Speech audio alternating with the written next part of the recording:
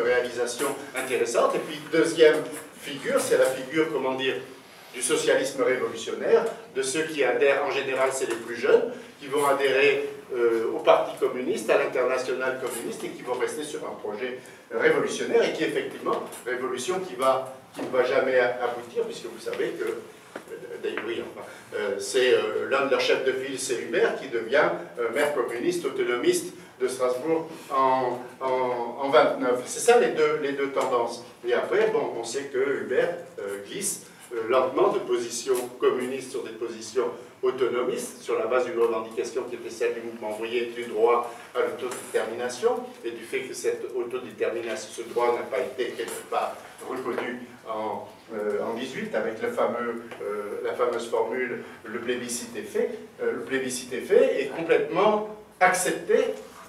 Relisez, j'ai relu hier les discours de la dernière session de la révolution, du Conseil national. Les députés alsaciens au Landtag s'étaient constitués en Conseil national, faisant ces sessions par rapport à Berlin, et ils disent oui, effectivement, c'est pas la peine d'avoir un plébiscite, le plébiscite est fait, y compris Ricklin, hein, accepte tout le monde, Delsor, etc., tous les députés, Feger, tous acceptent cette position qu'ils vont ensuite refuser. Donc c'est pas seulement... Bon, donc ça intériorise aussi, à un moment donné, un rapport de force. Hein, c'est-à-dire que l'armée allemande est défaite, l'armée française est en face, elle arrive, le rapport de force n'est pas favorable dans cette conjoncture, en tous les cas, au mouvement révolutionnaire. Le dernier point, c'est les deux amis, oui, après il y a le tribunal, je laisse tomber. Par rapport à ce que vous dites sur... Ça, c'est lié à toute révolution, sur il y a toujours un côté... Nous, on a une vision, comment dire, romantique ou romanesque de la Révolution. Mais quand vous prenez les journaux de la période, il y a toute cette agitation, toute cette foule, ces pillages, le tribunal qui est occupé, où il y a des centaines de soldats, d'ouvriers qui viennent, qui se réunissent, qui discutent, qui débattent pendant toute la journée. Mais en même temps, la vie continue. Hein.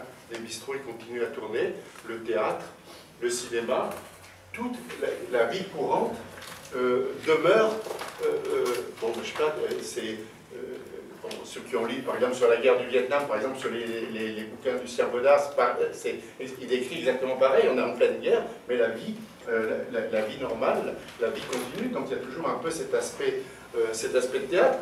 J'ai regardé, alors là c'est, si on prend le cas de Blin, il est à Haguenau, eh bien le journal de Haguenau, le Haguenauer Zeitung, eh bien, pendant toute cette période, il ne dit absolument rien de ce qui se passe, ni en Allemagne, il continue à faire tenir ses chroniques, comme d'habitude, mais comme si rien ne se passait, ni en Alsace. C'est-à-dire, c'est comme si la vie était normale. C'est-à-dire, on a un truc qui est complètement mise en comment dire, de scène, de décor, hein, comme si tout continuait comme avant. Je pense que oui, ça joue quand même de façon très forte, et je termine là-dessus. Qu'est-ce que je voulais dire? Je voulais dire autre chose, mais c'est pas grave, j'ai déjà trop parlé, certainement. Et oui, il y a des... Merci.